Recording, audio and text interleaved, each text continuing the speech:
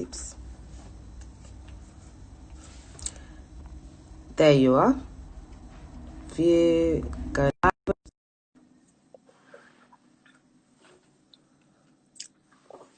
Hi, everyone. Hey. Hi. Oh, you look so glad.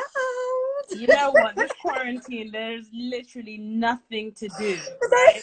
It's either doing makeup or eating. Okay? It's eating or I makeup. did not expect that. Let me put some filter to do my own makeup. What the heck? There you go. I was like, you know what? Let me put on a bit of makeup. And then I just got carried away. I was like, yeah, I'm going to use my favorite lipstick. Oh my gosh. No, this is better. No. This one. This. Which filter should I use? I didn't listen. This is the first time I'm ever doing a call on this thing. Like, so I have Really? no idea how to even operate this thing. Okay. Yeah, I was just saying we're doing the live a little bit earlier, guys. Hey, girls. Hey, everyone. Nice to see you all joining us today. But yeah, Boris is giving his talk at 8:30, and I really want to listen to that. So I was like, oh, I was like, oh, who cares? oh, thank you, love. So you look beautiful with that. Thank you. No, this quarantine life, I'm really struggling because I'm so used to like engaging with people, socializing, buzzing off, doing my hair, makeup in the morning, and I can't do anything. So I'm just like, oh, I don't know. It feels a bit it's just not. I'm out of my comfort zone basically by being at home. Yeah. I'm pretty used to it, to be fair. Like seriously, I'm used to isolation. I'm used to being alone. Like I am just a loner. And that's exactly what I want us to kind of touch on today for our Instagram live. So if you guys know, Zara is one of our panelists for Black Mums Fest that has now been postponed. The date will be confirmed, I will let you guys know in the next week or so. But I still want her message to kind of get out there before the event. But obviously we have to save a little bit of the juice for the event, so you can't share every single thing. But I want you guys to, because I've never met Zara before. She reached out to me quite a while ago. I don't know, I followed you back, whatever, and I heard, I think you had like 1 or 2, I think at the time, episodes on your podcast. And I went after the first maybe 60 seconds, I was like, yeah, I like her. Yep, I like what she says. I like what she says. Someone's asking, where are the kids? How do you get them? Oh my goodness. How do I get to say? They're sleeping. Yeah, they're sleeping. They're both sleeping. You see, you have to plan. You have to strategize as a mom, you know? I'm like, okay, guys, bedtime is early today because, you know, mommy's got to go on live. Exactly. No. But yeah, the title of today, I want to get to it so that people that are tuning in to hear lots of your wisdom and lots of questions surrounding this is picking a terrible partner based on childhood wounds. Now, that's deep for a lot of people and may not be directly linked to motherhood, but we've all been there, you know. And obviously you have been through experiences, and you're a mother of 2, right? A mother of 2, and I'm sure the partner that you've picked impacted your journey of motherhood, right? Yeah, absolutely. Yeah. So I just want to firstly know, so picking a terrible partner, what would you say is a terrible partner? Because everyone might think they've got a terrible partner. You know what? I don't think so. I think everybody thinks they have a good partner.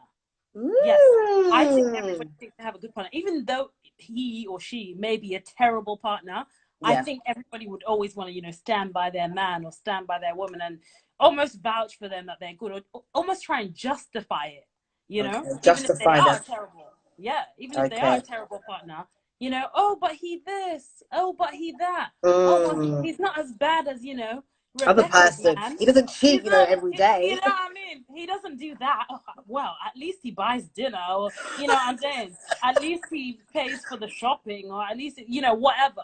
Yes, you know, I think even if we have terrible partners, we're not really willing to admit it. that they are terrible and they need to be exterminated Yes, as possible, you know. So You want to Zara, stand up. would you then say then, obviously in hindsight, do you think you had a terrible partner? And did you know in the moment when you were married that you were married to a... I'm doing this because I don't know who he is. I'm going obviously based on your podcast and what you've shared. Do you think you had a terrible partner? Sorry. I do think I had a terrible partner. Yes. I do. Yeah. You did. No, you did. That's the short answer. Yes, I do think I had a terrible partner. So When you married him, did you know he was terrible? I think I knew he was terrible. Let me be very honest and say I knew he was terrible. Okay. Wow. But the hope Okay. that he would maybe change or it would get better, or maybe as a woman I could stay in it and eventually he's gonna get better, or you know what I'm saying, like somehow, you know, he's gonna learn me or I will learn him and somehow we'll just, you know, work it out kind of thing. But there really needs to be a line that's drawn between, you know, working it out with your partner. Every couple is gonna have problems no matter what. Do you know what I'm saying? Yeah. But you have to know where is the line, you know, where is the threshold that you draw and say, you know what, this is a terrible partner and I need to get out of this situation and stop justifying it or waiting to see if it gets better or if he changes or whatever. Like 9 times out of 10, if he's an adult and he's like this, he's not going to change. Wow. You know? He's not going to change. That, like, literally, you take him at face value. Do not marry someone or be with someone in the hope that they're going to change, you know, in a few years when we get to know. Take it at face value. If you can't handle him now, or oh, there's these things I don't like about him, oh sure, I mean he's inconsistent, or oh he cheats, or oh he beats me, or he, you know, all these kind of you know, huge kind of, you know, disrespect, these huge betrayals, and you'll stay there and say, oh well, you know, he might get better. He's not going to change. He's an adult, you know. So then, Zara, it sounds like you're asking arguably for somebody who's perfect. Then if you're saying that he has this flaws and that flaws and he's not gonna change, are we trying to then find people who are more or less perfect? No, it's not about being perfect, because as I said, everybody is gonna have problems in their relationship. Can you handle it? You know, listen, I don't like, you know, no offense, but I don't like women who complain that their man is cheating all the time and you're still there. You know what I'm saying? Like, that is unacceptable. Yeah. Because if he's cheating and you know about it and you're not upset about it, or you are upset about it, you pick one. You know what I'm saying? I'm not saying that you should, oh, if a man is cheating on you, you should leave him. That's not what I'm saying. And to be very honest with you, I don't think that a man cheating on you is the worst thing that a man can do to you. Whoa, that's controversial in itself. It's controversial, but for me, I don't believe that that's the worst thing a man could do. For me, personally. You know what I mean? I would have hoped that my husband would have cheated on me. Oh, that would have been so much better than what he did to me. When you're saying the story, that's what it sounds like, that he did cheat, but he didn't cheat on you? That's the thing. He didn't cheat on me at all. There was no woman around him. Hell no. Nothing like that. He did not even sniff at another woman. Sorry. Not even sniff. I have never caught him even looking, even texting, even another anything. Woman. Nothing. So can you share them with the viewers that haven't heard your podcast? If he wasn't a cheater, because women automatically think, okay, he was cheating, he was a player. What did he do that made you feel this way, or made it happen that it turned out for the separation? Like that he was a terrible partner. Terrible partner, yeah, sorry. Yeah. How I kind of got to know that he was a terrible partner was the effect that he had on me. Okay. You know? The effect that he had on me. How do I feel about the stuff that he's doing? You know, and this is why I go back to my point of, can you handle it? You know, what exactly did he do? Did he emotionally abuse you? He psychologically abused me. You know, and what I mean by psychologically abuse is like mental abuse in a way. It's gaslighting. And for those people that don't know what gaslighting is, it's creating an alternative reality for somebody, and they're living in an alternative reality. That is like the highest form of like abuse, you know? you're actually messing with somebody's like mental capacity. Yeah. You know, that's like so terrible. You know, to me, that's even worse than physical abuse. Zara, you're speaking right now, and the way you sound, you come across very confident, very bold. You have like a strength that is radiating out. I can't imagine you being gaslighted. I can't imagine you being emotional. Everybody says that. Absolutely. Even my sister said this to me. She was just like, seriously, Zara, yeah, I'm not gonna lie. If I didn't know you, I would say you're lying. Yeah, you're not lying. You're lying. Yeah, but I can't imagine. You're very, very sharp as well. You're very, very sharp. You kind of like, you can see a lot of things. So how, one, did you not spot it? How did you allow it to happen? Now here we're getting into the juicy parts, okay? Here we're getting into the juicy parts, because everybody says that to me. No, not you, Zara, not you. My best friend from high school even said, not you, Zara. I didn't speak to her for 3 years, you know? I didn't speak to anybody, nobody, you know, for 3 years. And you asked me, okay, how is he able to get away with it? Scary. Because a lot of people think that people who get abused are weak. Yes. They're insecure. Yeah. You know, they need a man. They're craving they're love. Desperate. They're going through. They're broken already. Yeah. Exactly. But for me, how he was able to do it was gradually. You know, first of all, the abuser has to gain your trust. That is fundamental. You have to trust them. In order for them to abuse you, there is an element of trust that has to be there. And how he was able to get my trust initially was that he firstly love bombed me. And people who are not familiar with love bombing is when you show somebody like so much love, so much attention, so much compliments. That's it, you know, just over the top compliments all the time. Like, you know, whatever I was doing at the time, he was like all for it, just supporting me with my business, just being there all the time. Do you need help with this? Do you need help with that? Like always, you know, texting me, making sure I'm okay, you know, the morning text, the good night text, the nighttime, afternoon text, everything. Where are you at? Can I pick you up from there? Kind of thing. Like, you know, at the time I didn't have like anywhere to live at the time, and he was like, you know what? You can wash your clothes at my house. You know, don't waste money on the laundrette. Wash them in my house. Oh, you need a storage? I was paying like £90 a month for a storage to keep my stuff in.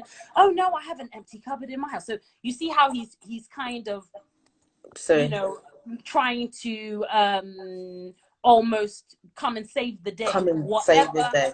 Yeah, whatever I need. Zara, I'm going through the comments and I'm trying. I can't read them all out, but one of the things, narcissist, 100%. You know what I'm talking about. That's exactly yes. So Maria, hey girl, she said narcissist, and she's 100%. She's basically hit the nail on the head, and that's absolutely.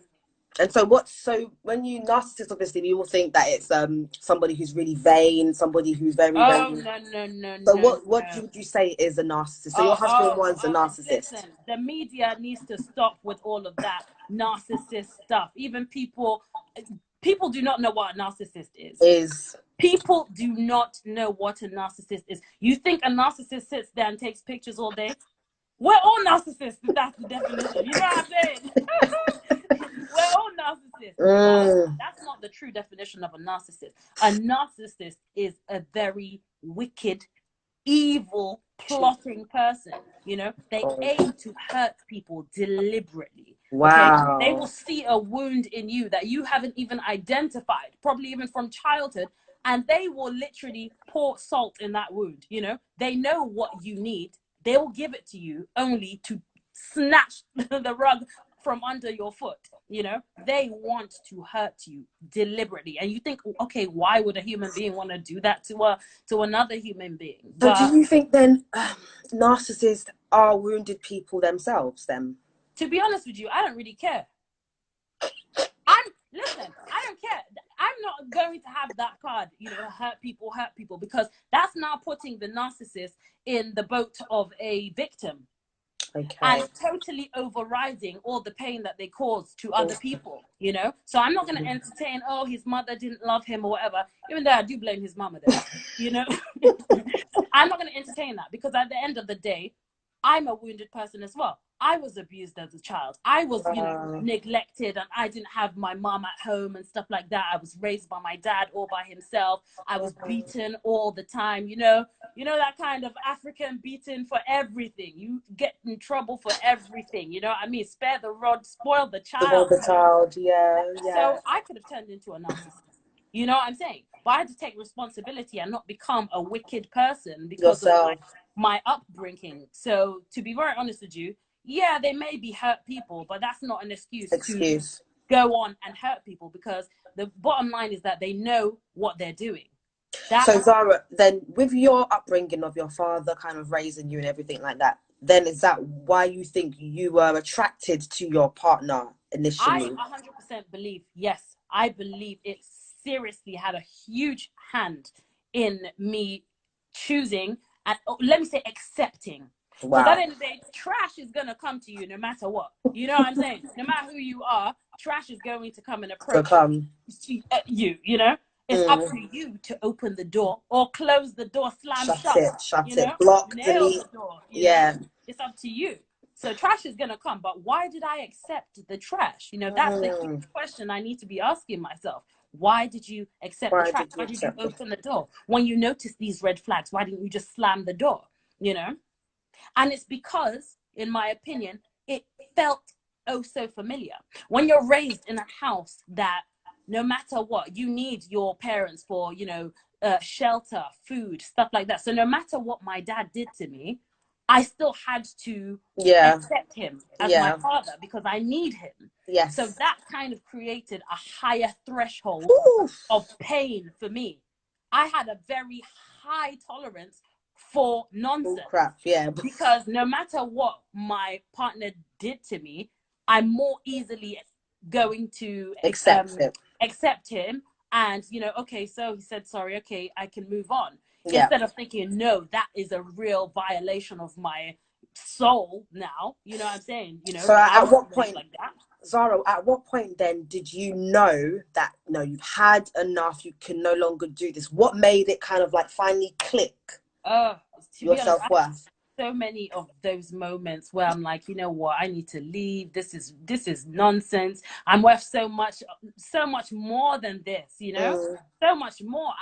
I was looking at an old picture that I took today of when he twisted my ear and, left scratch marks on the back of my ear. Yeah, I had to ask a stranger on the street, like, my ear is hurting. Can you take a picture of this?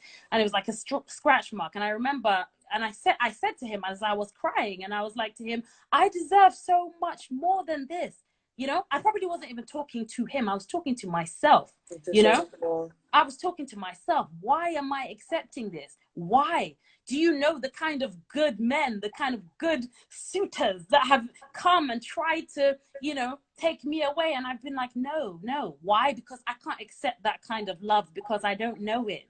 I've never felt that before. It felt like home to be entertained by somebody who would abuse me intermittently. Okay, show me love. Care, attention, in one aspect, but then again it comes with these intermittent kind of like bouts of abuse and stuff like that, because he wasn't nasty all the time. So he wasn't nasty all the time. So what would you advise? So with your upbringing, obviously you going through your own kind of emotional abuse from your father as well, how would you then go about finding somebody who genuinely loves you? How would you then go about healing without even knowing you even have wounds in the first place? Do you know what I mean? What steps would you advise people to take? I would say as soon as you see something like that, do not entertain it at all.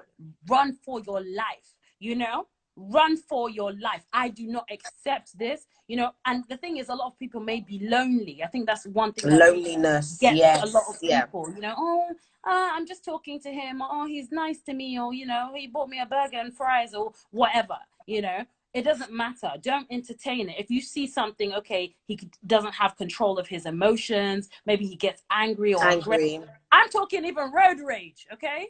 Road rage, even stuff like that. When you see like he's getting a bit too like aggressive with the road rage, red flag, please run, stuff like that. Just don't entertain it because it's going to get worse. The little that you accept, it's going to get worse and worse and worse.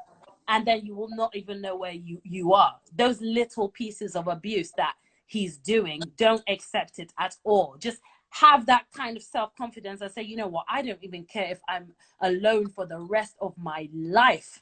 Okay, I deserve to be happy. I'm not going to entertain an abuser for nothing. I'd rather be alone than unhappy. Yeah. Exactly. And you said he isolated you, or he made you kind of like not speak to your mom and not speak to your sisters, because I would say to any woman that's in that situation, reach out. But if you're not really already in contact, how do you connect? How do you reach out? How did he actually get you to cut off your family, essentially? You know what, at the time, this is how I don't want to use the word powerful. This is how wicked narcissistic people are. Because at the time, I wouldn't have said that he was the one making me isolate myself from my friends. I would have said, no, it's me doing it. You know, I'm the one. So it's almost like they're playing, like it's like them playing chess. They're like 4 steps ahead. So scary. Oh it's my very God. Scary. They're 4 steps ahead of you at all times. Like, so I wouldn't even blame him and say, you know, sometimes when our fights and arguments got so explosive, I would have to call the police and be like, you know, even when they were asking me like interviews, oh, you know, does he isolate you from friends and family? I would say, no, he doesn't, you know. No, of course he doesn't, you know, kind of thing. I still believed I was in control. You was in control. But what it was he was holding the puppet strings, you know? He was in control. I was in this little world of my own. I was being controlled, but I didn't know I was being controlled. It was almost like the Truman Show. You know, if any of you have watched that film with Jim Carrey. I watched it, yes. The only person that doesn't know that they're an actor is him. Is he? Yeah. And that's the scary part, because I was literally Jim Carrey, you know? He was controlling me and I didn't even know, you know? So, sorry, I've even forgotten your question. How did he get you to isolate yourself from your family? He did that very, very, very scarily as well, because I became very scared of my friends and family. Let me put it like that. I was at a time where I had just lost my first child. So sorry. Yeah, that's okay. So I just lost my first child, and at the time I was a Christian, and you know, stuff like that. You know, you want to kind of believe like there's a reason for everything. Everything. You know, God is in control or whatever. You know, and then you know they kind of him and you know a bunch of pastors were working together. So he was a Christian. He was like Oh yeah, oh my goodness. Like he would keep a Bible in my daughter's like pushchair. He will have one in her cot. You know, he's got a Bible in his car, like up until this day, like, you know, with a Bible, you know, kind of thing. So just over the top. So when I lost my first son, you know, he was very like kind of spiritual and, you know, prophetic kind of, you know, churches and stuff like that. And, you know, they told me, obviously this was a very, very traumatic time for me. You know, you could say it was, you know, I kind of look at it like psychosis now that I look back, because, you know, at that time, you know, people will ask me, but, you know, how could you believe something like that? They basically told me that, you know, the reason my son died was because, you know, my family were evil and they were involved in like a witchcraft coven, and what they have to do in this witchcraft coven is like give children as sacrifices, you know, pledge allegiance to their witchcraft coven. So I was like, oh my goodness, are you serious? How sorry, I'm so sorry. You know what I'm saying? But at that time where you don't really know what's happening, it's like almost like psychosis. I don't really understand why this is happening to me. I'm only 23 weeks pregnant. My everything was fine up until that point. I didn't, like, all my antenatal checks were fine, low risk pregnancy, everything. And then all of a sudden, you know, oh, the doctors are telling me you're going to give birth tonight. I was like, what? You know, what is actually happening? So he's like, no, we're going to pray about it. Let's consult the pastors and stuff like that, which, you know, if you're a Christian person, that would seem kind of, you know, sensible or whatever. To consult your pastor, you know? Yeah. Oh, tell your pastor, make them pray for you. So I wasn't thinking anything of it. So if the pastor's coming with, yeah, your sister's a witch, your mom's a witch, and, you know, they've put your child in a witch. Where's this coming from? I'm like, what? So I was like, no, like if they, because at the end of the day, if they just told me that, like at face value, I wouldn't believe them. Do you know what I'm saying? But because my son was dying, what else was I You supposed to be wanted doing? to, yeah, that was like the only hope at the time, right? That something is, you know, going on, you know. This must be the spiritual explanation for what is going on, you know, because some people like to believe, you know, whatever's happening here on earth, you know, there's a kind A of reason. spiritual equivalent to it, you know. Okay. So I was thinking, is that the spiritual equivalent? Like, you know, my mom's a witch and she's given my child as a sacrifice, like to her coven. Oh hell no, I don't want to. I don't want to be talking to her, you know. So it became like a fear. Like that's why the only people that I spoke to for about 3 years was him and his So he pastors. kept you. Yeah, That's one of the ways that abuse can also yeah, happen. Just like yeah. almost I relate. indoctrinating you with all Yeah. of their Yeah, ideologies and all of so their that things. was the only kind of, even like counseling at the time. Obviously, I should have had bereavement counseling because I just lost my Lost your son child, and stuff yeah. like that, you know, because obviously when he came out, it wasn't that he died or anything, you know, he was almost 6 months and, you know, he was alive, you know. So I was thinking, okay, like I've heard of these kind of success stories where mothers have babies Yes. at like Yes. 23 weeks and they survive, you know, so that was like my only hope, like, oh my goodness, you know, somehow he's going to survive and pull through, but he didn't and he died. So, you know, I'm eventually, sorry. that's okay. But I should have had bereavement counseling, but they didn't want me to have bereavement counseling. He would say to me, don't get counseling, get, you know, Christian counseling or Oh my something God. like that. And I, you know, now that I look back on it, it's almost like control, you Yes, know, control. almost like I don't know the word to use, almost damage control. That he wants to prevent me from having access to alternative Wow. Other information. people outside. Yeah, because if I get to talking to a counselor, she might say, "Okay, Zara, this sounds like you're being abused," you know. Wow. You know, but if I keep talking to maybe a Christian counselor, he's not going to give me that. Stay. You know, Yeah. it's Yes. gonna he's Yes. gonna facilitate the abuse and keep me there, which did Keep you happen. inside You it. know, because from using my own intellect or whatever, I knew that this is not the one for me. You know, but because I was like, okay, you know what, you make your bed, lie in it. I've already come from a broken home. I don't want to create one as well. Do you know what I'm saying? So let me, Yeah. you know, now that I'm married, now that I'm with him, now that I have kids, let me just stay in it, you know? Okay. You But know, Zara, we have to round up soon. But I'm looking at you now as a confident, bold, ambitious, just doing well. How did you get to this point? How did you get to this point? How did you heal? What were the steps you took to kind of go through the process of coming out of an abusive relationship? well, initially, obviously, I was devastated. I was just, you know, felt like I have just, you know, lost. I just wanted to start my life again, to be honest. You know, I just didn't think this life was worth it, to be fair. So I just had to. It was all perception, you know. What are you gonna do about it, you know? So all of this has happened, you know. What are you actually going to do about it? You Actually know? going to Are you do. going to let this be your breaking point and say, you know what? You know, tell my kids when they're 18, oh, that's when I fell down, you know, it's because of this situation I could never recover from. Because there's women out there today that is like 25 years later, you're still saying it was your father, you know, that kind of thing. Like you're never able to recover. And I didn't want to be that, you know. I wanted to use my story as like a form of empowerment to say, you know Yes. what, they can try, you know, and break you down to the lowest point, but you will rise, you know, you will and you can rise. Can You rise. just got to get that confidence. Nobody is going to break me down, you know. You might have had an attempt, even for that period of time. He may have felt like, you know, he did a good job at, you know, breaking me down, but, you know, he's going to have to watch me from a different view now, you know. Yes. That's And what. did you take any sort of like therapy or counseling Yeah, sessions, or yeah, you I did? did. You did. I did. The first thing I did that actually started to help me and allow me to see that, you know, what I'm doing is okay, was I joined a lot of Facebook groups where they have like narcissistic, you know, everybody that's like going through something with a narcissist. So I joined a lot of Wow. those groups where you're hearing like different stories, even worse than mine. And you're just like, wow, these people actually exist. Yep. Narcissists are like little vampires, you know, there's Yep. people like abusing people everywhere. So when I get to hear these stories, it validated mine to think, wow, you know, it's not just me. People are being abused out there, you know. So the Facebook groups, firstly, you know, those helped immensely. And I mean, on the NHS, you have to wait a really long time for counseling. So I kind of did a lot of the healing myself. Yeah. Good. Before I got counseling. Yeah.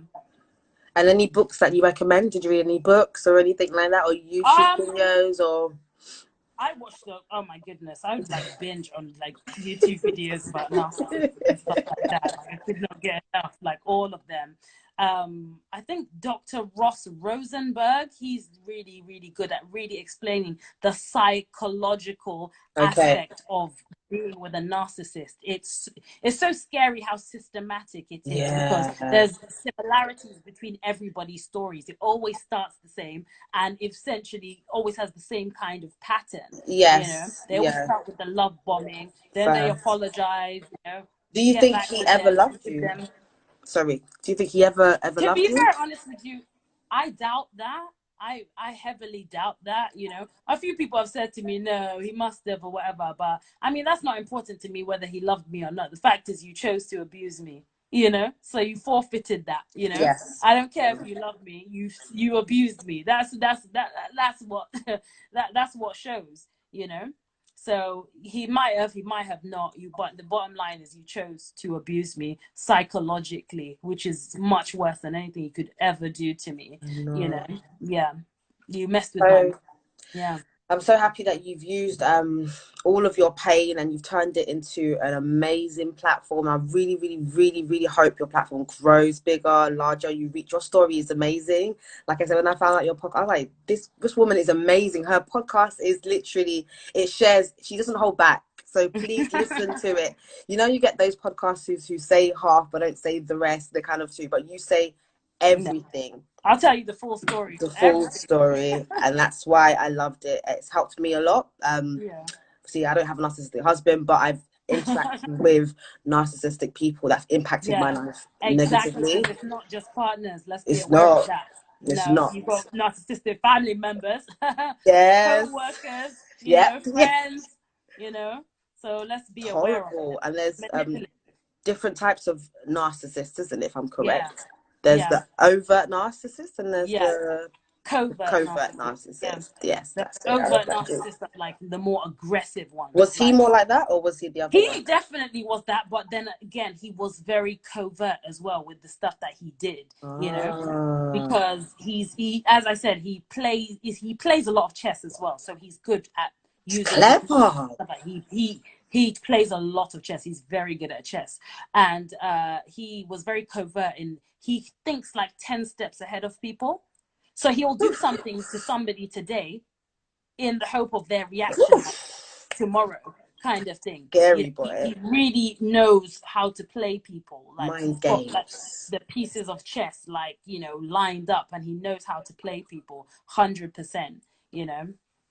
So I know you did say it's not your worry to know how they get on if they were abused, but I really am fascinated by like how you get to that point where you're just almost like not a human anymore. You're not human, yeah. How?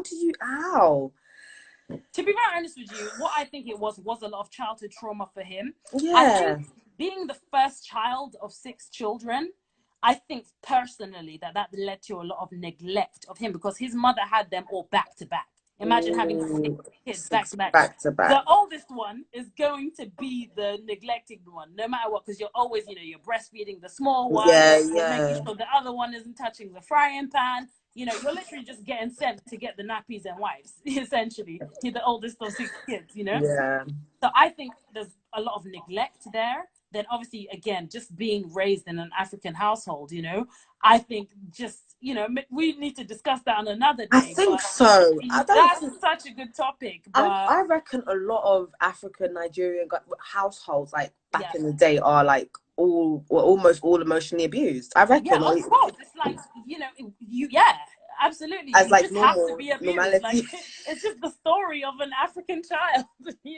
You just have to be abused. It's like in the African handbook. And they see it as normal. Yeah, it's bizarre, but yeah, it's not normal.